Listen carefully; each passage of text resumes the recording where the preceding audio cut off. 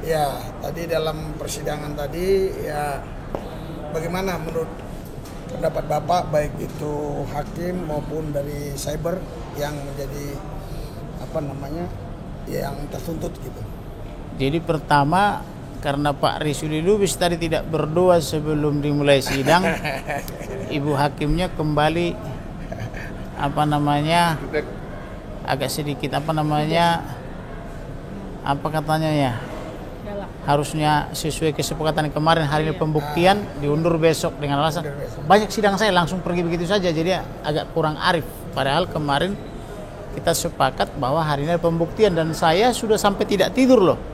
Begitu pulang kemarin ke kantor, saya non-stop sampai sekarang belum tidur, belum makan demi clean atau demi membela Pak KC.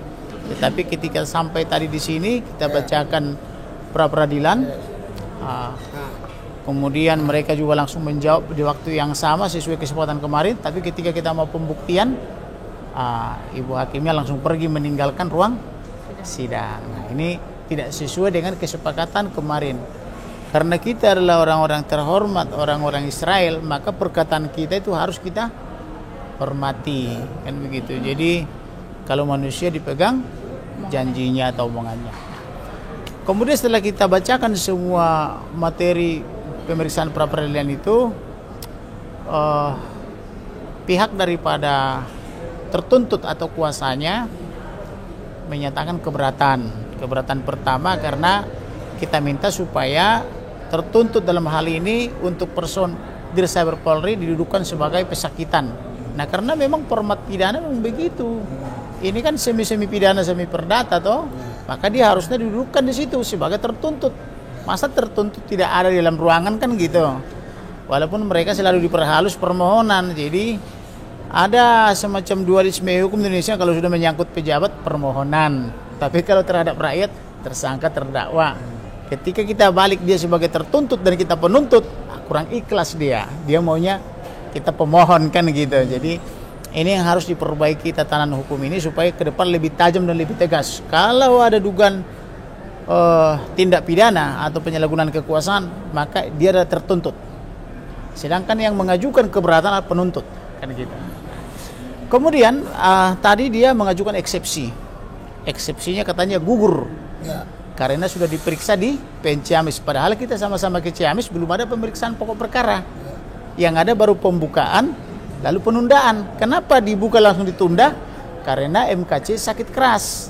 Gulanya 458 dan penyakit-penyakit lainnya, dan dia sudah tambah kurus karena tidak terawat dan tidak terkontrol kan begitu. Nah, oleh karena itu Majelis Hakim di PN Ciamis langsung menunda. Jadi belum ada persidangan. Jadi tidak bisa dikatakan karena kami sudah sidang di PN Ciamis dalam pokok perkara maka gugur.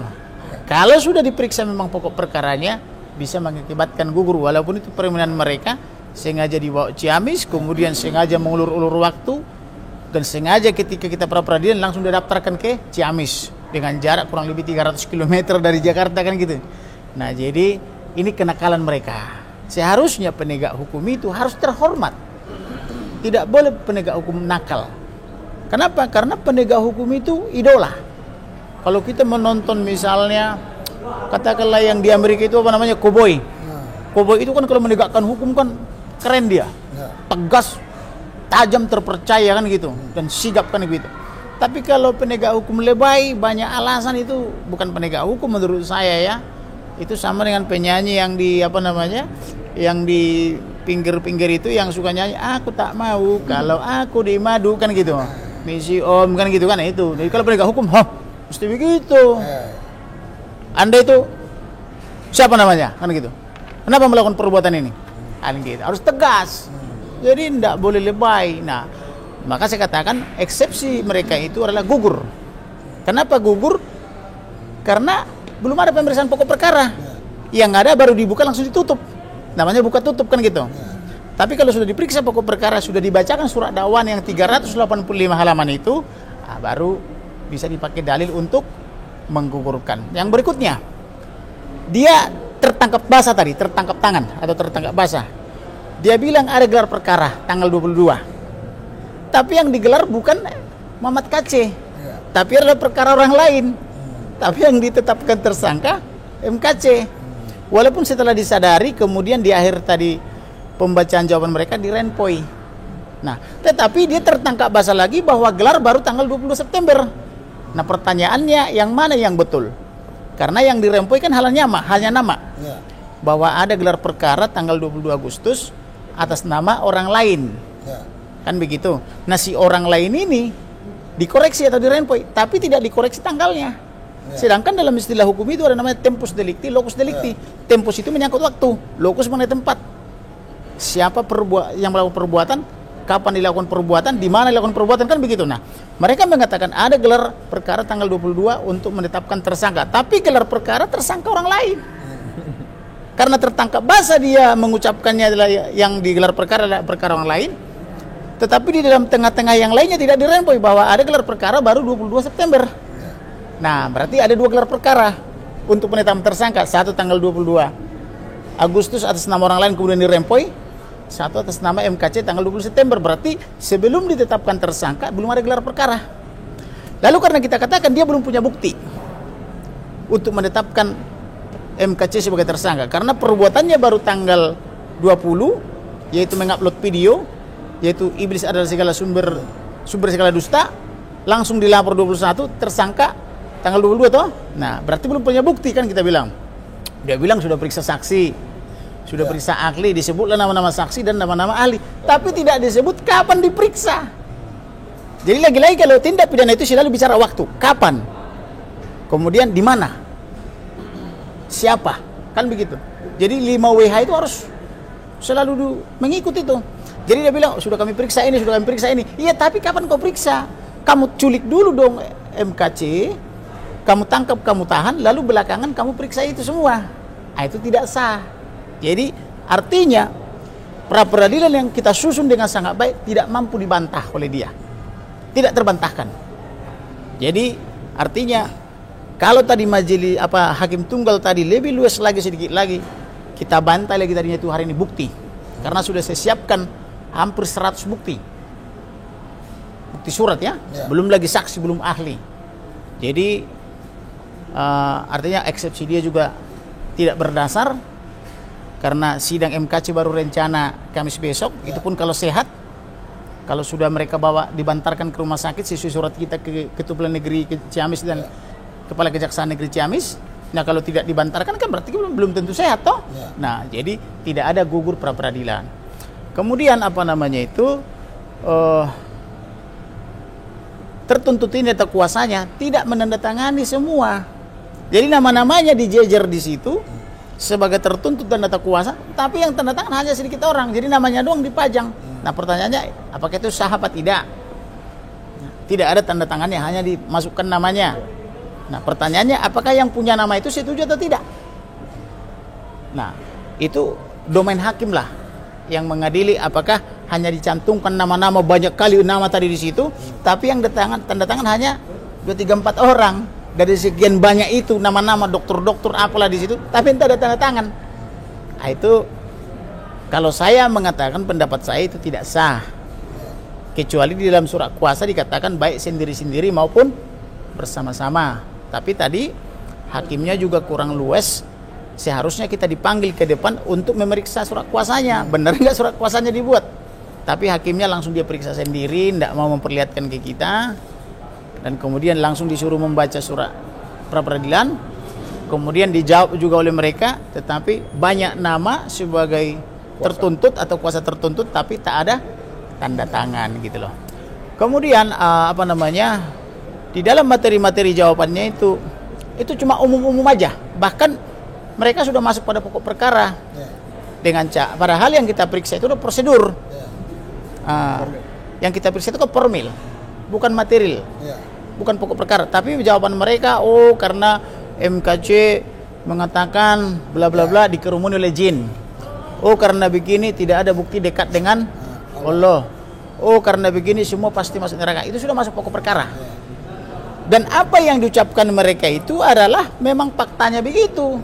Jadi tidak ada berita kebohongan, tidak ada keonaran. Mereka bilang ada keonaran. Sampai detik ini tidak ada keonaran. Justru penyidik Cyber Polri atau sebagai tertuntut lah yang sengaja memancing keonaran dengan cara mengirim berkasnya ke Ciamis dengan harapan supaya nanti di Ciamis terjadi keonaran, maka terpenuhilah pasal ini. Berarti yang nakal siapa? Kan tertuntut. Sampai detik ini tanya semua warga negara Indonesia, belum ada keonaran. Tapi mereka sedang merancang keonaran ke Ciamis. Kan begitu. Nah, kemudian saya ini penasihat hukum pelapor Yahya Waloni, yang tadi juga di sidang tahun, dan tadi klien saya lagi diperiksa sebagai saksi untuk perkara Yahya Waloni. Yahya Waloni ini dilapor April 2021 dari sekian banyaknya laporan, tapi yang jadikan satu laporan yaitu laporan klien saya. Lidik dia 5 bulan, April sampai dengan Agustus. Lalu tertuntut ini karena nakal, supaya ada legitimasi menangkap MKC, ditangkap dulu MKC baru tangkap Yahya Waloni. Inilah kenakalan. Padahal MKC dengan Yahya Waloni beda case. Yahya Waloni itu dia menghina Tuhan dengan menyebut Roh Kudus sebagai Roh Kudus. Kemudian yang menyebut Alkitab Kristen itu atau Bible Kristen itu palsu, dongeng tanpa kenyataan. Kemudian disebut Matius, Markus, Lukas, Spiritus, Captikus dan sebagainya. Dan dia menantang-nantang biar 1000 jenderal katanya orang Kristen itu kafir dan tidak masuk surga, kan begitu. Padahal menurut surah Al-Maryam 1971 yang masuk neraka itu justru dalam tanda petik entah siapa, kan gitu. Nah, jadi inilah harusnya yang tepat diberikan pasal 14 ayat 1 Undang-Undang Nomor 1 tahun 46. Tapi karena saya lihat Bapak Yahya Waloni, dia sepertinya sudah mulai menyadari kesalahannya, dan dia juga pernah memohon untuk bertemu dengan saya melalui penyidik, dan saya juga mau memfasilitasi. Karena kenapa? Saya tidak suka kok Yahya Waloni ada di dalam rutan. Saya lebih senang Yahya Waloni pulang merawat atau menjaga istri dan anaknya. Tapi saya kasih 7 persyaratan. Klarifikasi ini ke-7 poin-poin yang kamu ucapkan selama ini seolah-olah kebenaran, supaya clear. Kalau sudah clear, pulang ke rumah, urus istrimu dan anak-anak, kan gitu kalau saya. Nah, tetapi MKC dia perkaranya berbeda. MKC adalah menjawab tuduhan Abdul Somad. Abdul Somad mengatakan bahwa di salib itu ada jin kafir. Padahal hampir 2 miliar lebih penduduk dunia Nasrani dan Katolik mempercayai dan mengimani bahwa yang disalib itu adalah Jesus Christ, Tuhan Yesus, kan begitu.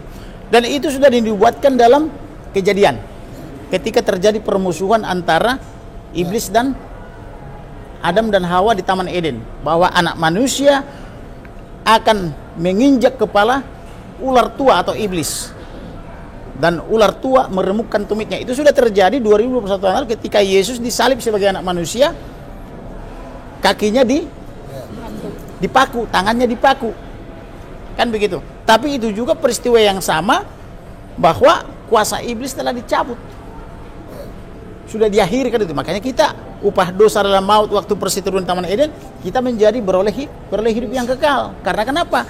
Karena ketika kita terima Yesus sebagai Tuhan, kita berhak untuk masuk surga secara cuma-cuma, bukan karena amal dan perbuatan kita, tapi karena kasih anugerah.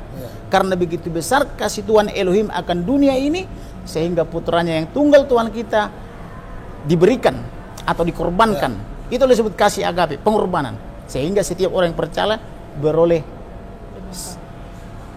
berkat atau keselamatan, kan begitu. Jadi ini berbeda. Kemudian Yesus ini juga dinubuatkan lagi dalam kitab Ulangan 18 ayat 15. Yesus ini dinubuatkan lagi.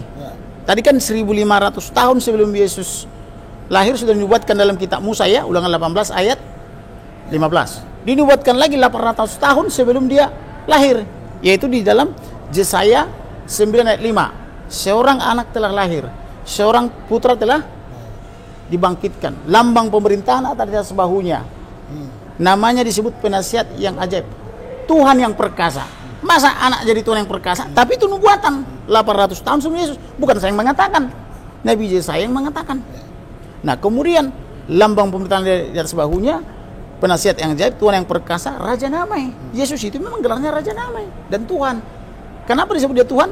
Sesuai dengan Yohanes 10 ayat 10. Yohanes 10 ayat 30. Aku dan Bapa adalah satu. Berarti kalau Bapa adalah Tuhan, Yesus juga Tuhan. Sesuai dengan Yohanes 1 ayat 1. Dia ada firman. firman itu adalah milik Bapak. Kalau Bapak berfirman macam saya ini kan berkata-kata saya. Kata-kata siapa itu? Kata-kata saya, bukan kata-katanya dia. Jadi kata-kata saya atau firman saya, ya saya.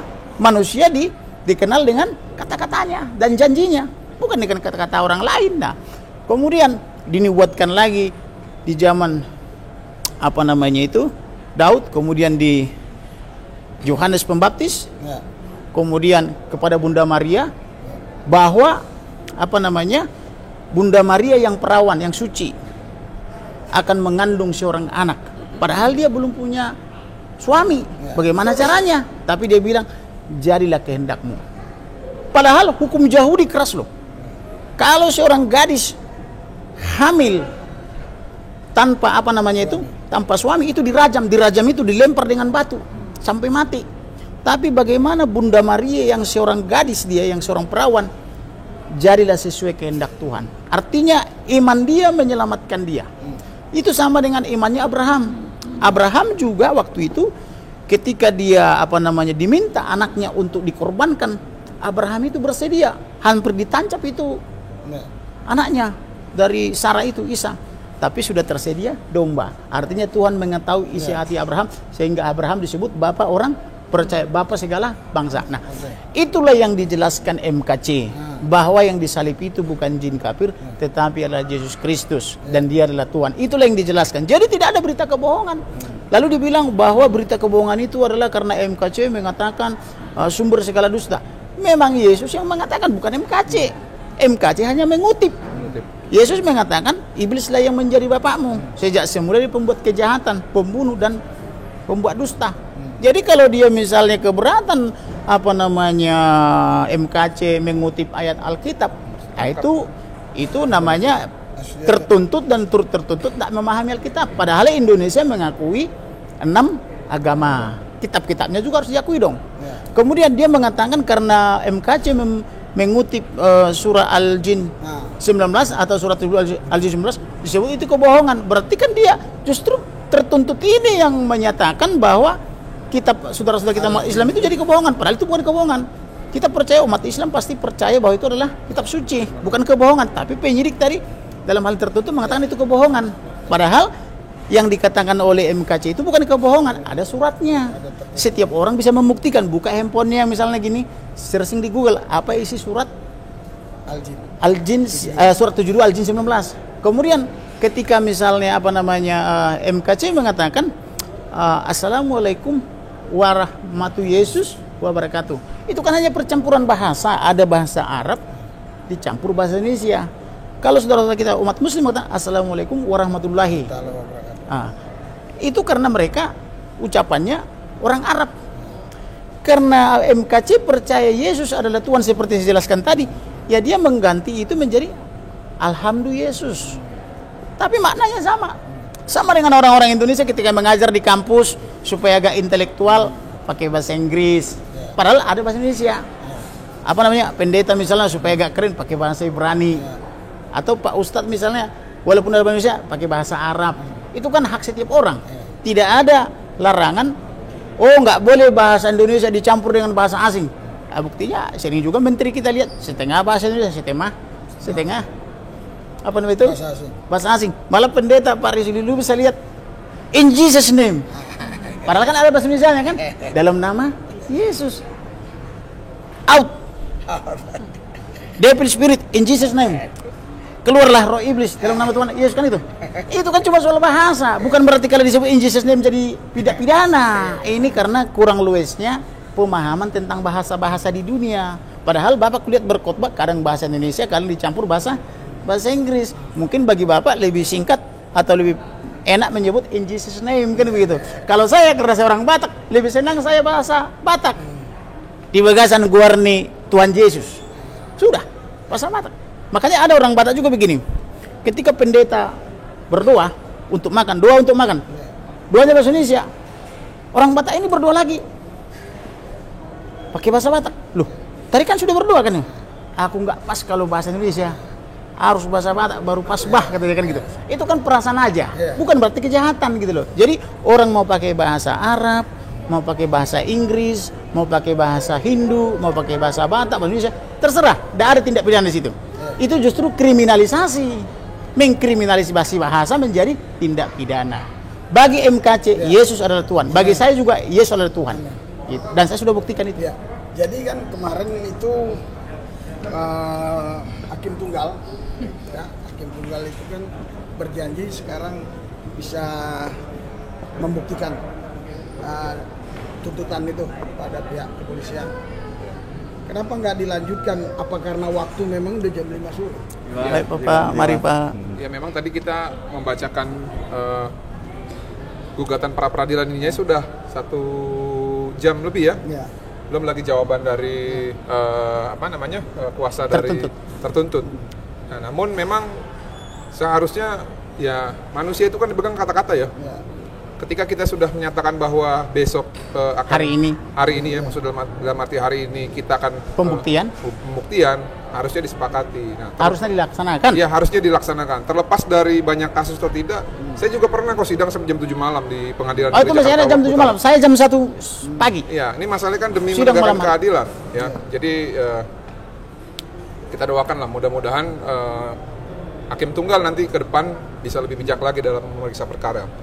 Nah, saya mau Pak Rizuli harus berdoa lagi. Ya, saya mau supaya lembut gitu. Ya, saya mau menggarisbawahi bahwa terkait dari jawaban tertuntut dalam hal ini atau mungkin yang dimaksud termohon ini, inilah yang saya sebut dengan pekerjaan SKS, sistem kebut semalam. Jadi mengambang semua bilang. Iya, jadi mengambang semua. Kenapa saya bilang sistem kebut semalam? Karena pada kemarin ini kuasa ini masih menyatakan bahwa mereka belum menerima relas gugatan pra peradilan kita, yang berarti diasumsikan kalau itu dia langsung pulang ke Bareskrim jam 1, ya kan? Berarti dia carilah berkas itu kan. Nah, berarti waktu yang dia miliki hanya sekian jam itu Pak. Nah, makanya akhirnya terlihatlah dari hasil tulisannya kan, di mana tadi ada salah satu tulisan yang sangat krusial menurut saya. Jadi dia bilang penetapan tersangkanya atas nama orang lain ini sah, atas nama inisial RB. Ini salah satu kasus besar juga. Tanggal 22. Tanggal 22. Jadi mereka ini bekerja berdasarkan template. Nah, kebetulan template ini lupa diganti namanya. Nah, ini suatu perbuatan yang sebenarnya tidak boleh terjadi dalam hal persidangan yang formil seperti ini. Dan patut diduga juga mengapa mereka mengerjakan ini sistem kebut semalam ini. Karena memang mereka beranggapan bahwa pra peradilan ini gugur, sehingga mereka anggap remeh dan tidak mengerjakan tugas-tugas mereka yang mana diatur oleh undang-undang kita gitu loh, untuk bersiap ketika dituntut ataupun dimohonkan pra peradilan ya harus hadir membawa jawaban dan juga bukti-bukti untuk menyanggah. Lalu dalam jawaban yang dipaparkan oleh kuasa hukum yang disampaikan di depan persidangan juga tidak menyentuh materi yang mana kami mempertanyakan mengenai hoaks yang diproduksi oleh Wadir Cyber. Dalam hal ini Kombes Pol ya, dan mengenai tersangka kena COVID tidak terbantah. Mengenai tersangka tidak dianiaya,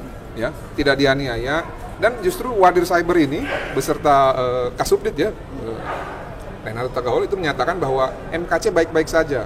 Dan informasi ini disampaikan kepada rekan kami Sandi Situmkir dan rekan Yonatan Priadi. Nah, ini yang menjadi keberatan kami. Seharusnya kalau ini tidak ditutupi, pada saat itu langsung diberitahukan, kami bisa memberikan hak hukum yang terbaik untuk Pak KC, yang mana seharusnya ini bisa dibantarkan gitu loh Pak.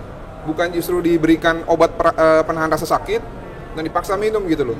Seakan tidak terjadi apa-apa dan besoknya dipaksa untuk diperiksa lagi sampai malam. Nah, ini kan tidak berperi kemanusiaan. Saya setuju dengan Yahya Woloni. Ketika Yahya Woloni diindikasikan ada kebocoran jantung, langsung dibantarkan. Itulah hukum yang sesungguhnya. Nah, harusnya Pak KC juga diberikan hak yang sama.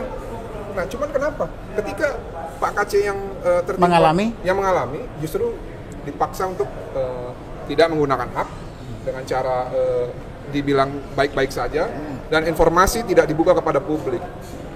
Nah, ini menurut publik dibohongi. Iya, publik dibohongi melalui. Nah, sekarang apakah Dir Cyber ini bisa dijadikan tersangka atau tidak? Karena dia memberikan kebohongan publik kan begitu. Kalau rakyat bisa tersangka, maka Dircyber juga harus tersangka juga dengan jajarannya kan gitu. Karena sudah- setiap orang sama di hadapan hukum. Karena sudah memproduksi hoax. Lalu ada standar ganda lagi tadi mengenai proses penyelidikan dan penyidikannya. Tadi teman-teman sama-sama sudah mendengar persidangan bahwa pelaporan untuk kasus Pak KC ini dilaporkan tanggal 21 Agustus. Langsung tersangka tanggal 22. Nah, Atas perbuatan tanggal 20. atas perbuatan tanggal 20. Jadi 2 hari tersangka. Ini Sedangkan Bapak Yahya Waloni itu lidiknya itu butuh 5 bulan. ya, dan asal teman-teman tahu, tadi saya menyaksikan di ruang sidang PN Jakarta Selatan, ruang sidang 3, itu polisi yang diundang sebagai saksi, patroli cyber ini, dia mengatakan bahwa dia membutuhkan waktu dari Februari 2021 sampai dengan bulan apa gitu, hanya untuk menyelidiki dugaan tindak pidana terhadap konten-konten yang diproduksi oleh Pak Yahya Waloni. Nah, kok bisa? Ini menyelidiki berbulan-bulan. Ini menetapkan tersangka hanya dalam waktu 2 hari. Ini apa gitu loh? Kok bisa Sehari. Sehari, iya. Hanya 1 hari. Karena ada tersangka. kebencian, tapi dia nggak mau mengakui kan gitu. Nah, ini yang menurut saya penegakan hukum yang tidak berasaskan dan berdasarkan keadilan. Tapi berdasarkan isi KTP kan gitu. Berdasarkan isi KTP dan juga patut diduga berdasarkan pesanan dari pihak-pihak tertentu. Saya tidak tahu, nanti dibuktikan saja karena sangat tidak logis. Dan ada juga sponsor. Makanya penyidik pergi ke Ciamis berhari-hari, berminggu-minggu, punya dana. Anggaran dari mana? Sedangkan 60.000 atau 60.000 lebih SPDP Polri bermasalah sehingga dipertanyakan oleh Komisi 3 DPR. Kenapa ini 60.000 kasus mangkrak? Kan gitu. Tetapi kenapa kasus MKC secepat kilat? Penetapan tersangkanya kan gitu, dan penculikannya gitu. Ya, tadi saya setuju juga apa yang disampaikan oleh rekan saya Bapak Kamarudin Simanjuntak, bahwa jawaban-jawaban yang dijawab oleh kuasa hukum tertuntut ini hanya bersifat general, terkesan hanya untuk cari aman dan ingin melarikan diri saja. Kenapa saya bilang begitu? Tidak menyentuh pokok masalah. Tidak menyentuh pokok masalah, dan permasalahan-permasalahan yang dia bahas itu dan dijawab tidak disertakan dengan tempus delicti. Contoh seperti saksi tadi kan. Saksi dia bilang dia sudah menghadirkan saksi sebanyak 18 dan ahli dan macam-macam lah itu. Tapi kapan dihadirkan? Tapi tidak ada waktunya. Kapan dihadirkan? Inilah menurut saya jawaban ngeles, yang penting selamat. Padahal patut diduga dan kami sudah yakin bisa pastikan karena ada saksi juga 3 orang yang disertakan di dalam saksi-saksi yang dituliskan di jawaban tersebut. Ada 3 orang saksi yang baru diperiksa tanggal 4 Oktober. Jadi bagaimana dia bisa menguatkan dalil dia bahwa pada tanggal 22 Oktober ketika menetapkan tersangka mereka 22 sudah 22 Agustus. Agustus pada saat mereka menetapkan tersangka Pak Kosman itu mereka sudah memeriksa saksi-saksi. Jadi nggak ada. Jadi yang benar itu bahwa sesuai dengan gugatan kami, penyidik Dirtipid Cyber ini ketika belum mengantongi bukti. ketika menangkap dan menahan Pak KC itu Menculik. belum punya alat bukti. Ya, Belum yang punya sah. yang sah. Itu mungkin, Pak. Ya. Jadi pesan saya, marilah kita bangun negara ini dengan asas-asas keadilan, dengan cara kita bertindak adil dan meninggalkan identitas kita dalam kita menjabat sebagai pejabat ataupun instansi tertentu. Ya. Terima kasih. Ya, bentar. Ini singkat aja, singkat apa dulu. itu? Enggak, singkat dulu. Si Desi Iya, dulu, Desi. singkat. Oke. Besok kan ada Acaranya pembuktian besok. Ada pra-peradilan ini. Waktu pembuktian itu apakah pihak pengacara itu besok boleh mempertanyakan kepada pihak tergugat? Hal di sini Apa saja. yang mau dipertanyakan kira-kira? Tanyakan misalnya kenapa pertanyaan yang kami omongan ini nggak dijawab gitu. Enggak, itu hak dia. Oh, itu hak dia. Mau dia mengakui, mau ngeles itu hak dia. Hakim Tapi hakim karena ada. kita yang membuat dalil bahwa tertuntut atau penyidik cyber Polri ini bermasalah dalam menegakkan hukum, maka tugas kita membuktikan, bukan tugas dia. Maka sudah saya siapkan tadi bukti hampir 100 bukti. Sudah saya siapkan juga saksi-saksi, bahkan ahli kan gitu. Karena tugas saya membuktikan dalil saya, karena adalah penegak hukum yang gentleman. Iya. Bukan gentlewoman, mohon maaf kan gitu. Gitu loh. Jadi saya adalah gentleman. Iya. Pria sejati maksudnya gitu loh, dari Israel kan gitu. Oh, berarti hanya hakim aja yang menilai gitu. Hakim yang menilai. Jadi orang mau ngomong apa juga silakan sepanjang bisa dibuktikan. Dan kita yang membuat dalil, kita yang membuktikan. Kita katakan bahwa perbuatannya diduga 20 Agustus, kemudian tanggal 21 dilapor, kemudian tanggal 22 sudah tersangka, nanti kita buktikan. Kemudian ada penculikan, ada perampokan atau perusakan rumah untuk menguasai barang bukti, nanti kita buktikan, ada nanti tahapnya. Saya ingat tadi apa yang Bapak bacakan itu sebagai tuntutan kepada pihak Polri. Iya. Tetapi pihak Polri tadi itu dia nggak ada menyentuh di situ, dia hanya bilang ya kami tidak mau menjawab hal itu, kami hanya mengatakan kalau sidang di Ciamis sudah mulai bakal gugur. Jadi begitu aja dia. Kalau kita menuduh seseorang melakukan suatu perbuatan tertentu dan dia tidak membantah, artinya dia telah melakukannya. Jadi dengan dia tidak membantah berarti kan mengakui, karena sesuai tadi dalil beliau, kami menolak seluruh pra-peradilan daripada penuntut, dalam hal ini kita atau MKC, kecuali kami akui kebenarannya. Dengan dia tidak menjawab berarti dia mengakui, kan gitu, artinya dia tidak membantah toh. Nah, jadi berarti dia mengakui. Nah, pengakuan ini merupakan salah satu alat bukti di dalam keperdataan. Gitu. Jadi kemudian dikatakan bahwa setelah gugur pra peradilan karena sudah dimulai di Ciamis belum ada pemeriksaan pokok perkara. Apa sih yang dimaksud pemeriksaan pokok perkara? Surat dakwaan dibacakan. Sampai detik ini surat dakwaan yang 385 halaman belum dibacakan. Karena kenapa? Karena MKC sakit keras, tidak sanggup mengikuti persidangan karena gulanya sangat tinggi, yang lain-lain sangat rusak badannya, kan gitu. Oleh karena itu kita minta kepada majelis hakim tolong dong disehatkan dulu, karena terdakwa atau tersangka hanya boleh dimintai keterangan dalam keadaan sehat, dan itu selalu menjadi pertanyaan pembuka daripada majelis hakim, apakah terdakwa sehat atau tidak. Kalau tidak sehat, periksakan dulu. Dan ternyata setelah diperiksakan terbukti MKC sakit, yaitu gulanya tadi 458.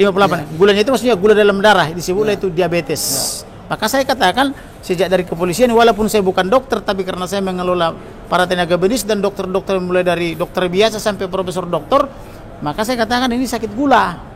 Karena kita sudah biasa membela dokter toh, maka kita tahu dengan melihat muka orang aja sudah tahu kita sakit apa. Kayak saya nih, karena saya sehat-sehat saja disertai oleh Elohim, biar nggak tidur, nggak makan, nggak minum, sehat. Dari baru Martin belikan apa itu?